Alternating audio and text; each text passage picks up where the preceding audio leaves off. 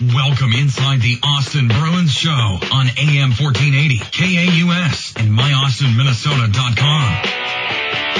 Your inside look at the Austin Bruins, including all the latest news, notes, and stories from Riverside Arena and beyond. Here's your host, TJ Shalott.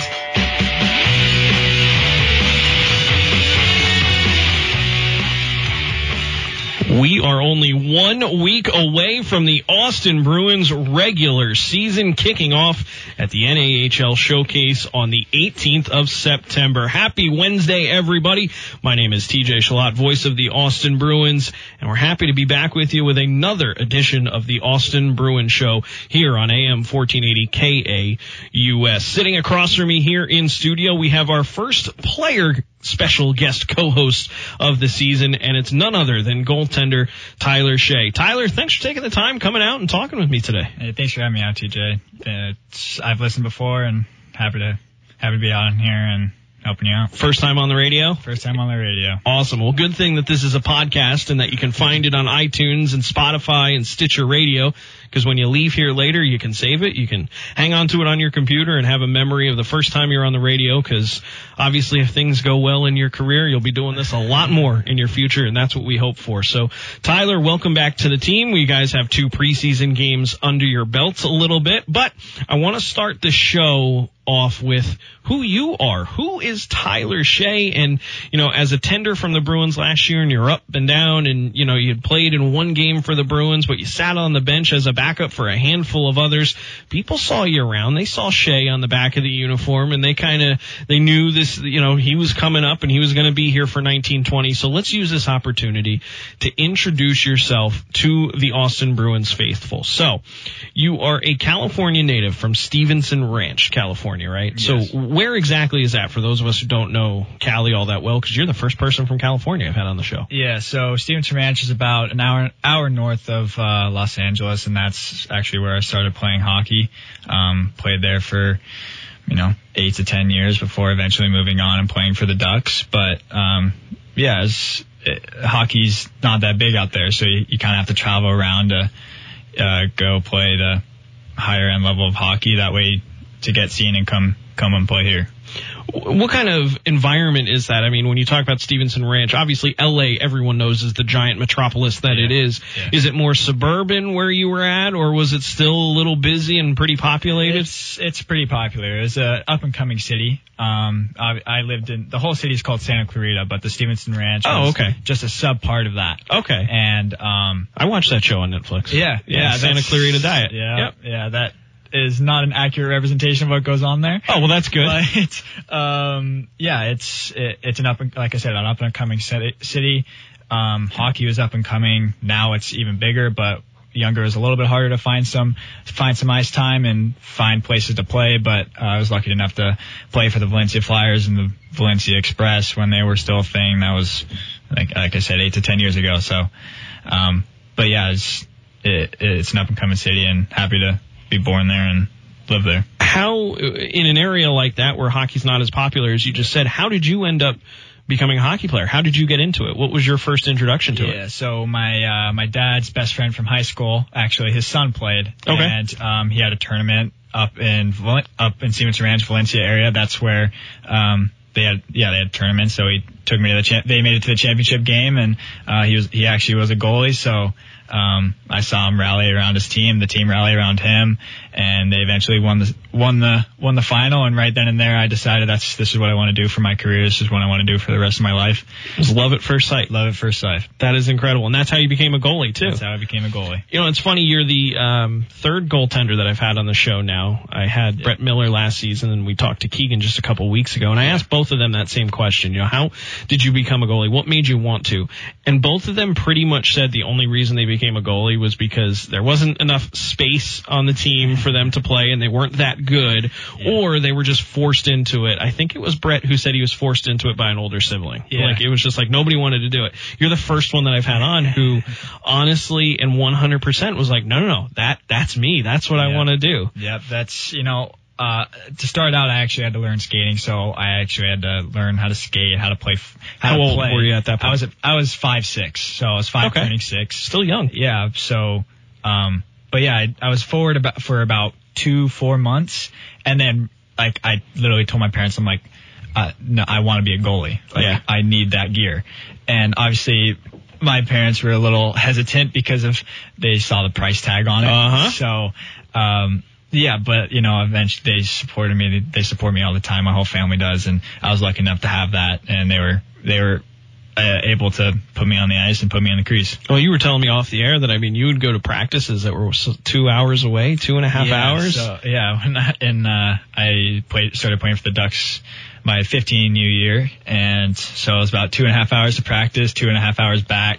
And how many times a week? 4 to 5 times a week. It was definitely a grind. I was lucky for the first 2 years to have a carpool with two other players that moved on in the USHL or college, but we were lucky enough to have a carpool. Last year, unfortunately, I wasn't that lucky. I had to do it with either one of my parents or by myself.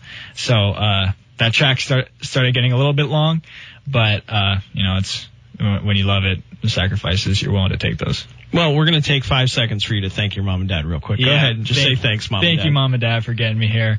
Hello to you guys that's listening. I know you guys are probably excited that I'm on here, but thank you guys for what you did and what you're doing for me. So it helped pave your path here to Austin, Minnesota, and playing for the Bruins in the NAHL. How different, obviously, California and Minnesota could not be any more different in terms of climate, not only the actual weather climate, but also the hockey climate. Up here, everybody's, you're on skates before you walk. As in California, it's obviously a little bit different, but how different is it to be here in Austin? What's this experience been like? A small town like this, 25,000 people or so? How are you enjoying it so far? I've been welcomed here by, my billet family and by the fans in general. And, just going around town, whether it's the golf course or, Applebee's or something like that, they kind of just know who you are. And that's pretty cool. Everybody kind of knows everybody. And that's what's cool about it. Obviously, big hockey town with the Bruins here, and being able to be taken in like that by this county has been awesome. It is really neat, the tight-knit community aspect of everything, and the same people that you see at Applebee's or you see, at the golf course or wherever it is that you might see is going to be the people in the stands. Exactly. For the next game, which that actually brings me to a point. The very next Bruins game this Friday, the Bruins are taking on the Minnesota Magicians in the final home preseason game. Tickets are currently on sale at all the Bruins vendors, Games People Play, Hy-Vee, Holiday Inn, and Jim's Marketplace. And just like our first game of the year, tickets are only $5, and all of our season ticket holders will get in for free. So that is this Friday. The Bruins will take on the Minnesota Magicians, and then we're encouraging everybody to just take the ride straight on up to the cities to Richfield as the boys take on the Minnesota Magicians in Richfield at the Richfield Ice Arena on Saturday night. Those will be the final 2 preseason games, and then in 1 week, the NAHL Showcase kicks off in Blaine, the Bruins with a matchup against the Jamestown Rebels. But that's still a little bit too far out. We don't want to worry. We'll worry about these games here at home this weekend and 2 final tune-up games for the Bruins. But jumping back in with Tyler Shea. Tyler, what was it about Austin that made you're obviously a tender for the Bruins, so that's a signing and that's a decision on your part that says, I want to play for Austin, just as much as it was for Coach Howard to say, I want Tyler to be here and be one of our goaltenders. What helped you make that decision? What made you want to play here in Austin? They've been watching me for, a couple of years, and they got really excited about me my 16 year, and so 2 years ago, and they at that main camp in 2018, I made the All-Star game. Didn't end up making the final roster, but they were really excited. They wanted me to get another year of development, but they were anxious to get me on board for the next season, and that's really what drove me there, to have a coaching staff to believe in me, especially in my first year of juniors, to have someone who's willing just to give me a shot. That's all I really wanted, just a shot to go and prove that I can play at this level. And I felt like they were going to be able to give that to me, and I think they did, and they are. So, you're here. Exactly. So last year you make the All-Star game, and you find out, you weren't one of the selections, and you go back playing for the Anaheim Junior Ducks. That was your U18 year, right? Yes. So what are you thinking the entire year last year? You obviously have the confidence now knowing that you were basically part of the final cuts of an NAHL team at 17 years old. Yeah. What are you thinking then? Like, what was your mind going through as you were playing for the Ducks? Like, knowing, hey, next year I probably will be on an NAHL roster, whether it's Austin or anybody at that point. Yeah. How did that change your play on the ice? Were you thinking more technical and thinking, NA teams might want to see a little more of this from me, or did you just go in and do what you were doing? Yeah, I think just using that year to mature as a player on the ice, calm my game down a little bit. Don't do too much. Do only what, stops the puck, and kind of mature as a player. And that was probably the best thing. Get bigger, stronger. Know it's a gap year. Know you have to take this, and, Austin's the NA is going to be there in a year or two. So it's just using that time to get better on the ice, get better off the ice. And it's just, I was glad enough to have, goalie coaches. My main goalie coach in Valencia, who I worked with every week, Rob Kirchway, really pushed me that last year, because he knows this is where I wanted to be. Yep. And he was able to get me there, along with a handful of other coaches. And, that gap year was necessary, and I'm happy I took it. So now I'm here and ready to make an impact. And you did come up and play for the Bruins last year. You played one game for the Bruins. You came in relief, if I'm not mistaken. Yes. It was the very final game of the regular season against the Bismarck Bobcats on April 4th. What was that moment like for you? Was it kind of shocking? Was it, like dropping an ice cube into boiling water? Were you a little bit like, whoa, this is so much faster? Or do you think that year developing down there with your mind on, I know I'm going to be in the NAHL, really, were you ready for it back then? Yeah, I felt like, at that time I was ready. The whole year I was waiting for a shot like that. And I was ready. And that weekend my team was actually at the national championships, and we lost out the day before. Oh, okay. And so, ended up getting sick that night too, which wasn't the best. So I had to get some medicine pretty quick inside of me, but I flew out Saturday morning. Flew out, got here around 4, drove straight to the rink with one of the assistant coaches. And, I wasn't sure if I was expecting to play or not. I knew the team had to win, to get first seeding in the playoffs. But, once I saw we went down, I was kind of thinking, all right, start getting your head in it. Let's get ready to go. And then Coach Howard gave me the nod, and I went in there, and I was, obviously try to take it all in. It's your first junior game. You got fans here. You got the music. You got the other team chirping at you, and you're just trying to take it all in. You're trying to enjoy the moment for a little bit, and then as soon as the puck drops, you're ready to go. Your head's in the game, and I felt like I did a good job of that. I was ready for it, and it was a great game. It was so fun. Because you were obviously here for a handful of games. You practiced a lot for the team. Because I remember when we went to the Iowa Wild game as that team excursion, that was one of the first times I had met you, and that you came up here as we were in the goalie car, as it was. It was Kyle McClellan, yourself, Brett Miller, and then me, the beer league goalie that I've been. So we had a little fun with that. But you had come back and forth with just a different practices, and basically so Coach Howard could get more looks at you, and so that you could be here and stuff. How different was it for you sitting on the bench versus being here as a guest and hanging out up in the press box or sitting around the arena? How did it feel to sit on that bench for the Austin Bruins for those games that you got the chance to? Yeah, obviously it's awesome getting that experience and seeing what it's really like down at ice level, and you actually have the gear on with them. So obviously you always want to be in the net. You always want to be getting that ice time, but you have to take the necessary steps to get there. And being able to watch Kyle McClellan in the playoffs, that was against Aberdeen, that was awesome. Especially watching, they ended up winning the Robertson Cup. So they obviously are a great team to watch, and Kyle's a great goalie to watch, and obviously learning from him and Nick Blair last year was a cool experience. Well, we're going to talk a little bit more about your goalie coach this coming season. On the other side, we got plenty more with Tyler Shea coming up on the Austin Bruins Show. Stay tuned. This is the Austin Bruins Show on AM 1480 KAUS.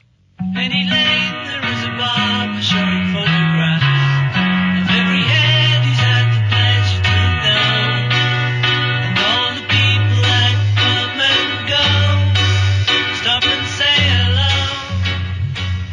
Welcome back inside the Austin Bruins show here on AM 1480 KAUS. Little Penny Lane from the Beatles coming back from break.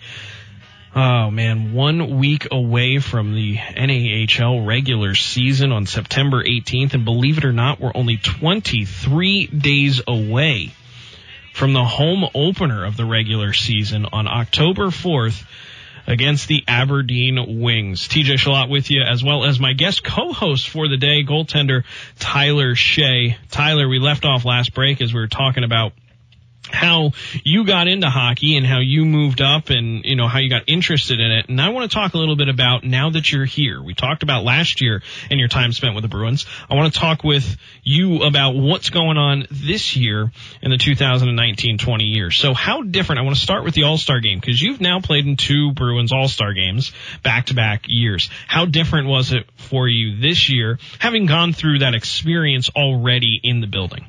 Yeah, it was, you know, last year I came up, not really. I've played in other teams' All-Star games, but playing with the Bruins All-Star games, obviously the fans came out, the intro was going 2 years ago. So obviously I was a little, I was a little nervous going into that, and you don't know what to expect. You don't right? know what to expect, exactly. And obviously the quality of play was really high, and it was a great experience getting that 2 years ago or last year, and then this year coming in, I felt prepared. I felt more prepared. I knew what I was coming into. I knew what to expect. I worked hard for it, and I just had to go out there and perform. And it was a cool experience doing that in front of the home fans. You, along with a bunch of the other Bruins like Joe Mishak, Jed Pietila, Devon Fields, were probably some of the guys that the newer kids coming in for the All-Star games were like, hey, what do I do? Where do I go? Which one's the red locker room? I don't really know. So it's good to have some guys around that know what's going on. But now you're here.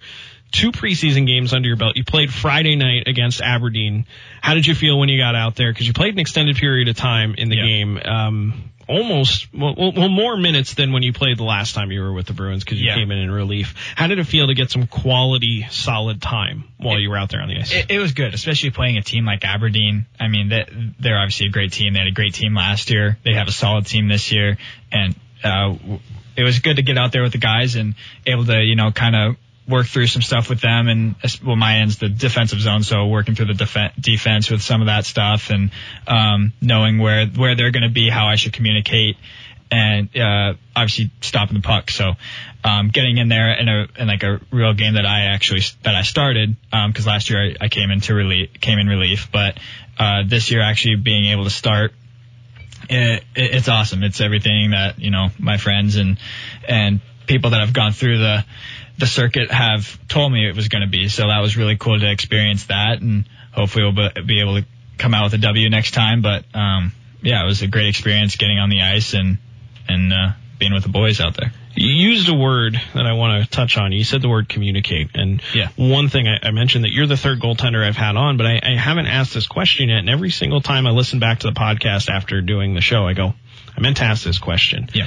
Being a goaltender is much, much more than just stopping the puck. Obviously, that is your most important job. Yeah. But it's also stick handling, and it's all communicating. How do you, as a goaltender, communicate with your defenseman or whoever's in the zone with you? What's some of that process like? Is it just, do you have keywords? Do you have terms?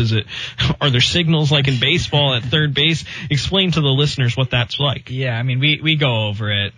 We basically drill it into our minds before the games and, or before, like, just at practice. Like, when I go around and play the puck, they need to tell me what to do with it. If I need to put it on my forehand and give it to them, tape the tape pass, put it on my backhand, tape the tape pass, I need to rim it around the boards because I'm in trouble. Or, even if it also to the other side, it's a 2-on-1 and I need to tell them I want the shot and they should take the pass. Or if I want the pass, you take the shot. I need to be able to.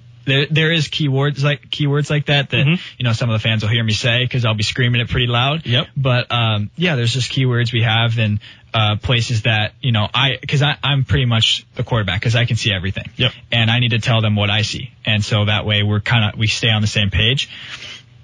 And that playing on Friday really helped out with that. And like you said, being a goalie is more. It's obviously your number one job is to stop the puck, but there's a lot of different ways you do that. You have to put it all together to stop the puck. Like, obviously, the whole team has to do it. Right. It's not, I'm obviously in the crease, but it's not me. Like, we're all doing it. We're all 6 guys on that ice we're trying to keep the puck out of the net. And, on Friday night, they did a great job of that, and they made my life pretty easy. Do you do most of your communication for plays when the puck is below the goal line, or is there more communication going on to your defenseman when everybody's kind of looking out at the puck? I would think on like a PK, it's probably all out in front of you. Yeah, on a PK, that's mainly when my communication comes out, because they're getting a lot of zone time, and they need to know if there's a guy back door, where the guys are, where the puck is. If they can't see it, I'm seeing it. So, right. And they do the same. When I can't see it, I hear stuff out, and they're like, up, it's up. So like, they're really on key with that. But most of my communication comes from when it's a non-man rush, 2-on-1, 3-on-2. So, they know what I'm thinking. They know what I want. Right. If I want the shot, where they should be to either deflect the pass, stop the pass, and they do a great job of that. My defensemen are awesome. They make my life easy out there, and I'm happy to be going to battle with them every day. Do you worry about, and I know the answer to this, but I want to ask you anyway, do you worry about the opposing team knowing how you're going to play an odd man rush? Not really. I mean, we all kind of play it the same. We all know, and they use that to their advantage too. They know how I'm going to play it, and obviously once it gets into season more, they'll know how I'm going to play it. Mm-hmm. But that's where the improvising comes in a little bit. You kind of have to improvise, because each play is different. You have to improvise, and if they know that they know I want the shot. Right. They know I want the shot. They'd rather pass, but they know they're gonna. I have to end up shooting, because my defenseman's gonna take that pass away from them. Exactly. That's what I was gonna say. It's pretty much a global rule that on a 2-on-1, the defenseman's job is to cut down that pass and make sure that you have a clear line of sight to the shot. But I was just wondering, because obviously football season has kicked in, and anybody who watches a lot of football like I do knows that there's audibles at the line, and there's quarterbacks doing like kill and calling. Mm-hmm. They call 3 plays in the huddle, and they have different signals as to, because they want to throw the other team off. And I was wondering if there was a bit of deception there for you guys, where if you were to say something that really means something else that only your defenseman knows, to throw off the odd man rush and maybe force them into a situation that you have the upper hand. I was curious if that happened, but if everybody plays it the same way, why bother? We're back there. We're trying to keep it simple. Yeah. Keep it simple. Keep it as simple as possible. And obviously there will be times where we will get caught. And like I said, that's where the improvising comes in, and we're going to keep the puck out of the net. Yeah. Well, and that's the goal, right? Exactly. So the Bruins have one more home preseason game coming up this Friday against the Minnesota Magicians. Tickets are on sale right now at all the Bruins vendors, Games People Play, Hy-Vee, Holiday Inn, and Jim's Marketplace. Tickets only $5. And again, just like last week and in years prior, all Bruins season ticket holders will get in for free. And for those season ticket holders who could not come out to the event on Monday, we still have your season ticket booklets. You can pick them up at Will Call if you're coming to the preseason game, or you can stop by the Bruins offices anytime, Monday through Friday, 9 a.m. till 5 p.m. To pick those up. That way you have them. And you don't need any of the tickets in your booklet to come into the preseason game. We just have a list of all of our season ticket holders. You just have to mention your name at the ticket window, and you'll get 2 or 1 or however many season tickets you'll have. You'll get free tickets to go along with that. So don't go pulling out those tickets in your books just yet. Save those for 23 days from now when the Bruins welcome the Aberdeen Wings to Riverside Arena for the home opener. The preseason ends this weekend. It's a really short week for you guys because you have the game on Saturday up in Richfield, and then boom, you're focused on Wednesday. Yep. For, in the NAHL, it's not often that there's even a 3-3. I think we have 1 this year. Yeah. That's very rare. So to have 4 games in 4 days against 4 different teams, how tough is that on a player? Not only on the physical side, which is pretty obvious to anyone who sees, wow, they're playing 4 games in a row, but also to know your 4 different opponents that are coming up in the next 4 days. Is that pretty heavy? Yeah, it's definitely a heavy schedule. It's a big haul, and we're pretty much just going to have to take it one day at a time, one play at a time. And that's basically what, we haven't obviously looked that far yet, but we're still focused on the preseason games this week and is still getting into the routine. But when those 4 games come up, we're already starting to take care of our bodies. We already know it's going to be a long 4 days, whether that's busing or, even preparing for the game, like we have to eat right. We have to, like I said, take care of our bodies for those 4 games. We're putting our bodies on the line for 4 days. So, but the whole showcase, it's a great opportunity to get seen. It's a great and especially the opponents we're playing are very good, and we're getting ready for that. So, we're eating right. We're preparing right, and we'll be ready for that. And these games count, so they are regular season games. I mean, they are 4 of the 60 to kick everything off. So, it's a great place to be seen, and it's a lot of games in a short period of time, but that doesn't matter. If you end up going 0-4, you're starting the year 0-4. So it's definitely very important. It's a heavy weekend, and we're in. Teams like us, teams like the Wilderness and Cloquet, St. Cloud now, we're kind of in the worst spot. As convenient as you would think it is to be just an hour and a half away from the cities, because, we're pretty much going to bus back and forth every single day except for maybe one night, depending on what the time schedules, will stay in the cities there. But other teams, like, all right, let's take Jamestown, our opponents for the first game. They're coming in from New York. They're staying the entire 4 days at a hotel. They don't have to worry about bus travel. We got 3 hours of bus travel on Thursday because we're coming back, and then we're going back up Friday. So it's almost like, it's convenient that it's so close, but that's an added wear and tear on the mind and body, isn't it? Yeah, that adds an extra level of stress for sure. Because not stress, but you're taking a bus to and from the game. It's a 3-hour trek, and there's that extra level of preparation you have to take for it. Like those 3 hours, it doesn't really seem like much, but like you better be eating on that bus ride. Right. You better be drinking water because like it could take it out of you. It's like a 3-hour plane ride. Exactly. It's almost the same thing. But yeah, there's a lot of preparation that goes into that whole weekend for everybody. So it's going to be a great weekend, and like I said, there's definitely a lot of preparation that's going to go into it. It's just that added responsibility, right? You got to be at the arena at X amount of time for practice, which might be different than or morning skate, let's say on Thursday, and then the bus is going to leave. You got to make sure you don't miss the bus, and it's just that added level of other things you got to do, and that's. But once you're up there, the showcase there is absolutely nothing better. It is so cool. If you haven't had the chance to make it up to the showcase, you can go to NAHL.com. Check out. They have a link there. I believe it's NAHL.com/showcase. You can go ahead and look into your tickets. You can get either a single day pass or you can get the entire event pass, and that'll give you access. When you get a single day pass, that'll give you access to all the games. So if you're coming up just to see the Bruins and the Bruins game finish, or it's in the intermission, there's 3 other games going on in 3 other rinks, so you can kind of float between the 3 rinks and check things out. It's a really, really cool weekend. We got plenty more with Tyler Shea, goaltender for the Austin Bruins, coming up on the other side. Stay tuned. This is the Austin Bruins Show on AM 1480 KAUS.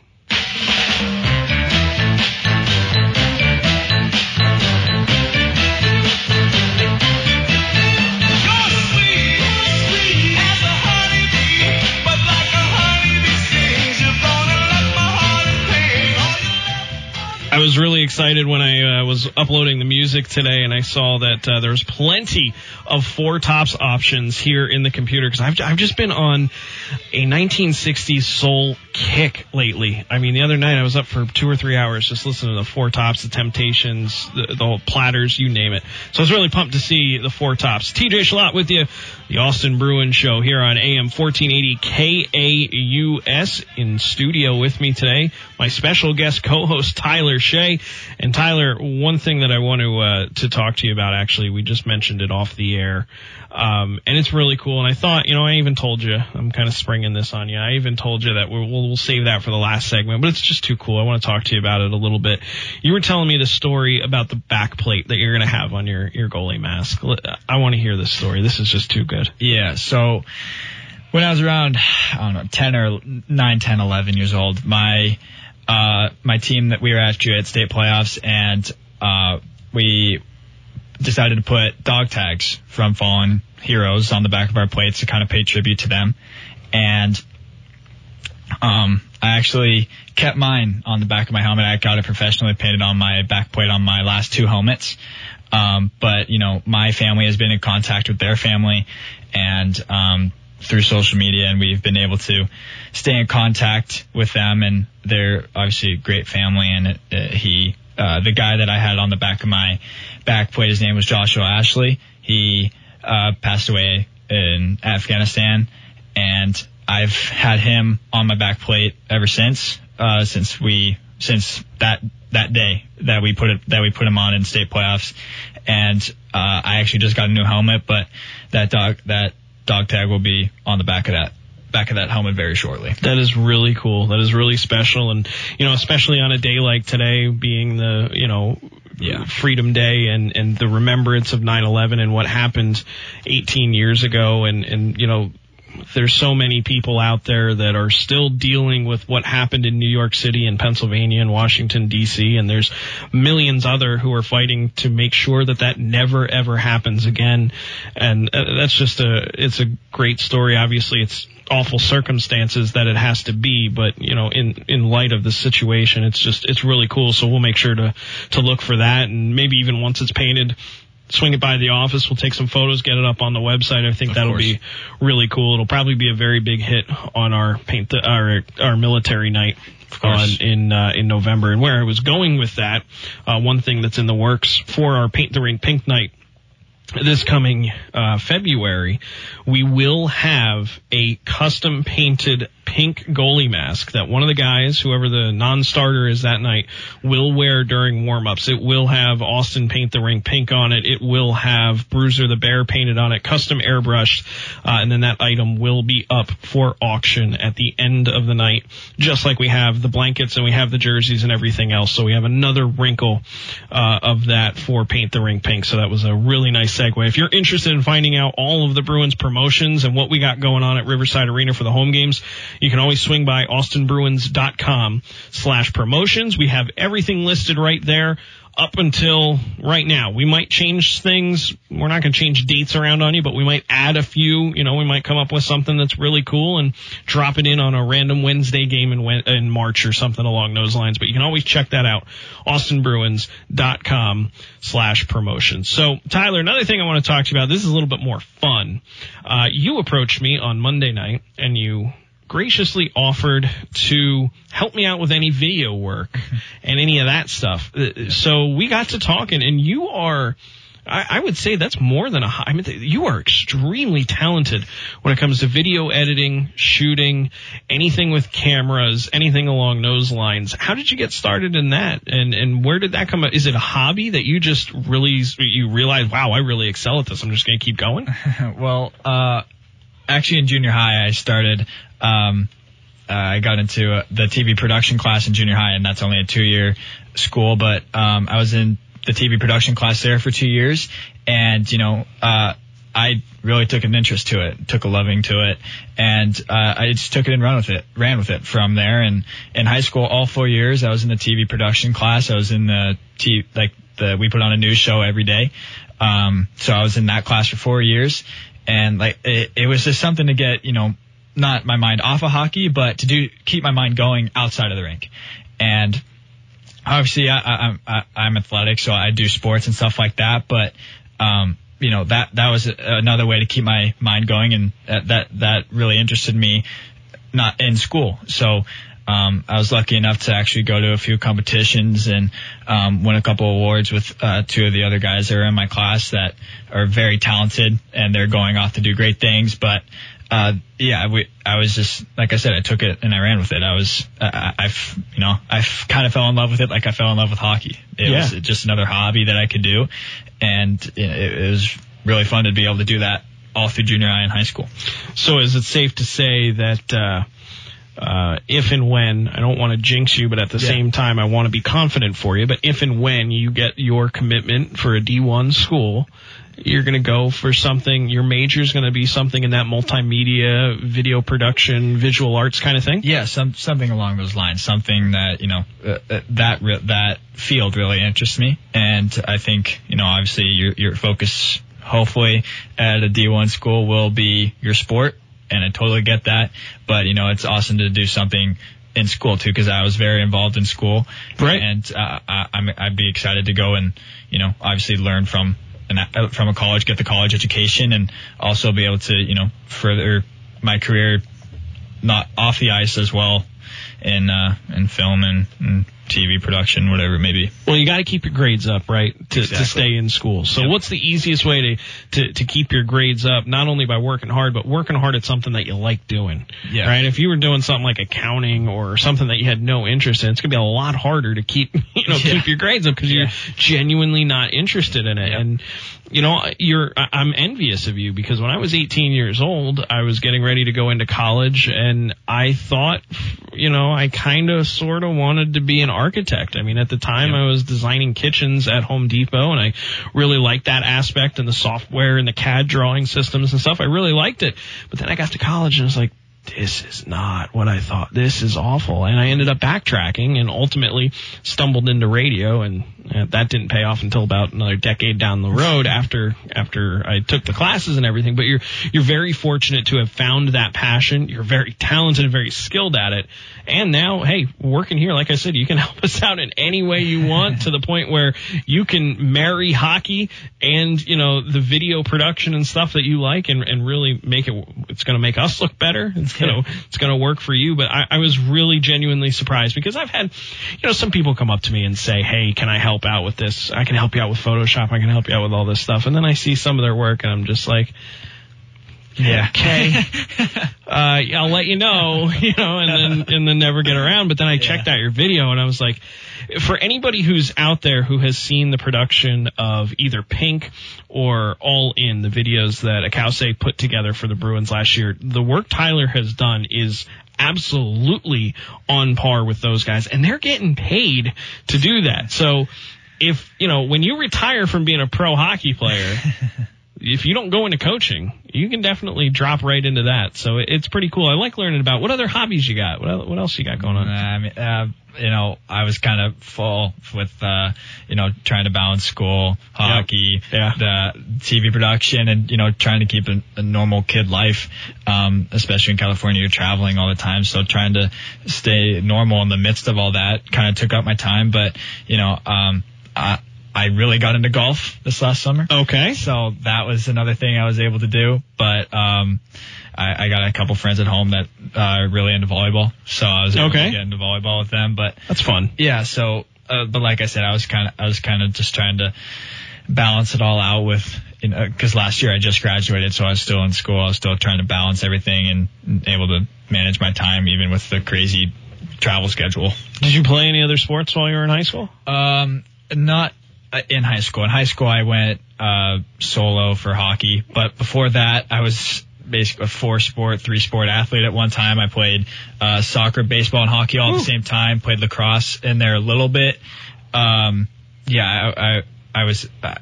really attracted to athletic stuff. So hey, I've played everything from basketball to swimming. So that's awesome. That's really cool. Yeah, here I am. I'm just thinking back to some of the things we've talked about at the show, and I'm talking about the drain of going up to the showcase, and that's a 3-hour bus trip, and then I just now thought, but he's over here going 4 hours every day for a practice, so you've got to be really used to it. So you've got to be ready to go. It's going to be awesome. The Bruins get set to take on the Jamestown Rebels, the regular season opener, the 18th of September, 1 week from tonight, up in Blaine at the Schwann Super Rink. The Bruins open up their regular season against Jamestown. But before we get to that, much, much more immediate in the near future, the Bruins with their final exhibition matchup of the preseason against the Minnesota Magicians on Friday night. That is the 13th. 7:05 are the doors, is the puck drop. Doors at 6 as usual against the Magicians. Tickets on sale now, just $5, and the regular season ticket holders get in for free. We've got a little bit more time here with Tyler Shea coming up on the other side. We're going to dive in with him for that final segment in just a bit. We'll wrap the show up, and then we get ready for hockey on Friday night. Stay tuned. You're listening to the Austin Bruins Show here on AM 1480 KAUS.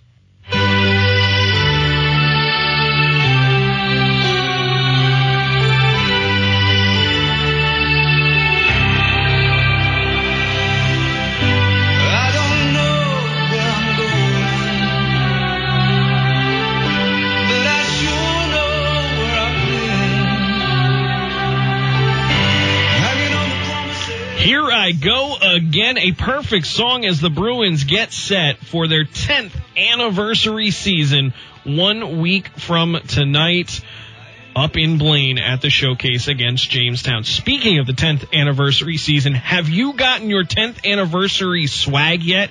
Games People Play is the official Bruins retail merchandiser. They have everything from hats to jackets to sweatshirts. I just bought a hoodie there on Monday as I was dropping off tickets for the preseason game, as a matter of fact. So swing on out to Games. Check out all the brand new Austin Bruins gear as it starts to roll in here over the next couple days. Games People Play, you can catch them, of course, inside Riverside Arena at any regular season game, or you can stop on by the retail location and check out their awesome selection in that right-hand corner. They got a little bit of a facelift inside with the counter being moved from that center point over to closer to the door, so they're going to have a lot more space to sell some Bruins merchandise, as well as everything else from Austin public schools and everything across the area. So it's a really cool spot. I know you guys know it. Head on over there, get your new Austin Bruins stuff. TJ Shalott with you here on the Austin Bruins Show with Tyler Shea, goaltender for the Bruins, a tender from last season. He is back.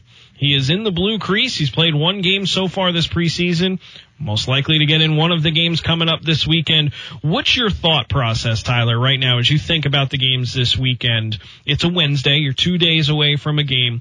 What's on your mind, other than obviously being on the radio show? What's on your mind on a normal Wednesday before a Friday or a Saturday game? What are you thinking? What's your priorities? Start eating right and start sleeping right. Get into a routine that will be able to benefit you come 7:00 on Friday night. So basically, eat right, sleep right, train hard, train right, train smart. That's probably a big thing right now. Training, obviously you're trying to get, into the routine. You're trying to get, trying to get the, bearings going, trying to start, getting ready for a 60-game season. So obviously just trying to kickstart that routine. Like I said, preparing right. That's probably the biggest thing. Obviously Monday and Tuesday, we've had, goalie sessions where we're trying out new things, and practices can go either really good or really bad depending on what we're trying. But now we have a game, and basically now it's Wednesday night, so we got a game in basically a day and a half, and we're starting to prepare from there. That's basically my mindset on a Wednesday and through Friday. I'm glad you brought up those goalie sessions, because one thing I wanted to ask you, we talked a little bit about this off the air, but how nice is it having Keegan Asmundson, who a former professional goaltender himself, being your goalie coach full time? Obviously Nick Lair was here last year and you were back and forth, but how nice is it to have someone here every single time you hit the ice, as opposed to just seeing him once or twice a week? Yeah, when Nick Lair was here, I saw him a few times, and he was able to give me some great knowledge that I was able to take with me. But having Keegan here, it's awesome having somebody that will give you feedback basically right on the spot. Every practice, having him there, and especially with the other goalies, we're a team. We're a team back there, and he really drilled that into us, which was awesome. And he's been obviously I'm trying to critique my game a little bit, as we all are. So having him here every day, having him give us feedback whenever we want it, whether that's in video, before practice, we're on the ice or off the ice, he's always there to help us out, and basically hopefully take our games to next level and beyond. Yeah, and you're right. You guys are a team. Like, even during the season, you're kind of like the redheaded stepchildren of the roster, right? Like, there's only two of you on the roster during the regular season for the most part, and it's just kind of you two against, when everybody else is doing breakout drills or something like that, that doesn't apply to you guys, right? Unless you're doing a breakout drill from, playing the puck behind the net or something along those lines, where it starts with the goalie. But it is, you guys are your own mini team inside a team, just like the defense unit and the offense unit are a mini team, and the PK unit is another mini team, and the power play unit's another mini team. Exactly. So you got to break it down and you got to compartmentalize it. And you guys, and when I say you guys, the guys that are on the roster right now, the three goaltenders, you have some great camaraderie. I mean, I was just out there watching you today and doing some drills and stuff and skating back and forth from the bench. every single time you pass each other, just giving each other a little glove, a little tap. And, how much is that camaraderie? How important is that for goaltending? Whether it's a tandem, a trio, a quadruples, doesn't matter. That's something that I've basically, every time I'm out there, I want to make sure the other goalie knows that I'm here to, help them. We both want to get better. We're both here to get better. And I was fortunate enough to have my goalie partner, Ethan Lamont, who's actually on the Amarilla Bulls right now. Oh. So having him for the past 3 years, we both had a healthy competition going on. We both always push each other to get better. We're great friends off the ice, and we were always there to support each other, help each other out. And on the ice, like I said, we just push each other to get better. And I take that wherever I go, whether I'm at a camp or wherever I am. I always make sure the other goalie knows that I'm cool. I'll be cool with them, and I'm there to push them to get better. And I hope they're the same that way. And I was lucky enough to find that here with us three right now. I mean, we're a great team. Mm-hmm. We're always pushing each other to get better. And I know some days, some of us may have off days. Some of us are having great days. We're always there to help each other out. We're always cool. We always want to help each other get better. And that's basically what Keegan told us from day one. And that's something that we focused on the past few weeks. And anybody who tuned into the episode or caught the podcast, oh man, I sounded like I was from Boston for a second. Anyone caught the podcast? Anybody who caught the podcast, I almost did it again. Last week will tell you how well traveled Keegan has been. So he's had his fair share of goalie partners along the way. So he's the first one that can tell you, just how important that is, because it truly, and he's been a winning goaltender, so he's won in college, he's won at the pro level, he's won internationally. He knows how important it is to have a good goalie tandem. Safe to say that you're going to go look your buddy up in the showcase, because he'll be here. Bruins aren't playing Amarillo, but you'll probably run into him. Oh yeah, we already got it planned out. We're going to go say hi and catch up a little bit. That's the best part about this game is the relationships. I mean, and that's something I can finally speak to, right? Like, I don't know what's going on the ice, but I can tell you just the relationships that the game of hockey develops for people, whether it's coaches, whether it's teammates, in my case, broadcasting, colleagues around and things. It's such a small world, but it's so far apart. As a matter of fact, I can tell you that. So I grew up in Pennsylvania, and you obviously grew up in California, literally opposite sides of the earth. But I can tell you that I know someone who played for the Anaheim Junior Ducks. Granted, he's 8 years your senior, so you guys never would have crossed. But just the fact that I know someone that played at the same rink that you did, and in your same area, it's really cool. It's a small world. Like, don't you just love those stories? Like, when you run into someone, it's really cool. Yeah. So, Tyler, what is your goal for the 2019-20 season? A personal goal. Everybody knows the Bruins' goal is to win the Robbie Cup. Yeah. But you got to have little personal goals, right? Yeah. What's your goal? Obviously, like I said, Bruins, we know our goal. We know our end game here. So, but I think personally, this is my first year in junior hockey. I pretty much just want a shot. I want a shot to prove that I can play at this level. And, hopefully it leads to more things, whether that above, or on in my career, and hopefully it leads to more things. But, right now I'm happy just to have a shot. I'm happy to be able to go out to basically war with those guys every day. And, we all got shot when we're out there, and it'll be a great time, especially at the showcase. 4 games in 4 days. We're really going to be going at it. There's going to be scouts crawling all over the place up there and checking things out. One more question, because that's all we have time for. I'm going to put you on the spot. Okay. Where's your favorite place in Austin? Whether it's a food spot, whether it's entertainment, if you could close your eyes right now and transport to anywhere in town, where would you go?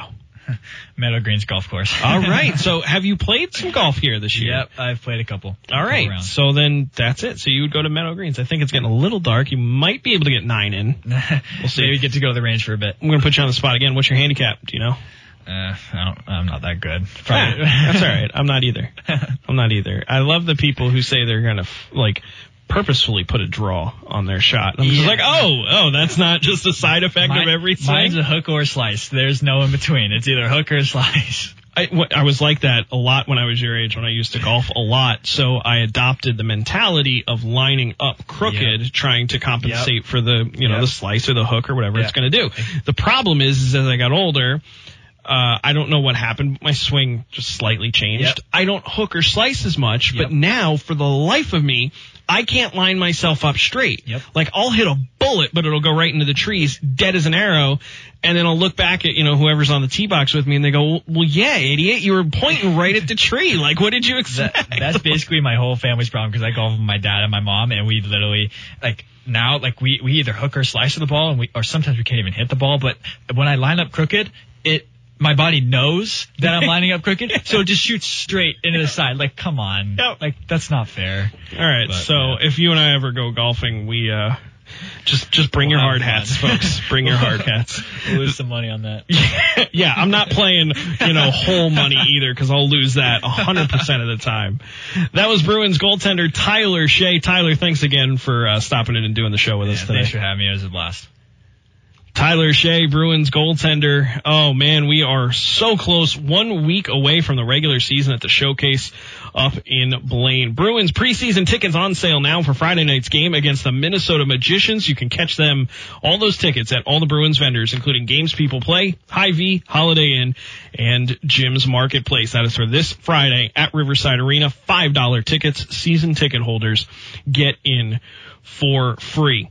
That'll do it for this edition of the Austin Bruins Show. Don't forget, you can catch this show on podcast every Thursday. Spotify, iTunes, and Stitcher Radio. If you didn't listen to this whole thing in its entirety, you can tune in whenever you want, whenever it's convenient. Your next drive to Rochester, they're all about 45 to 51 minutes after I chop out the commercials and chop out some of the other stuff. So it's all about that same exact time frame. Pull us up, listen to us in the car next time you're driving to Rochester, you're going on a road trip. That'll do it for this edition of the Austin Bruins Show. I'm TJ Shalott. We'll see you at Riverside on Friday. The voice of Mower County. Download the free iHeart app or listen at myaustinminnesota.com. AM 1480 KAUS Austin.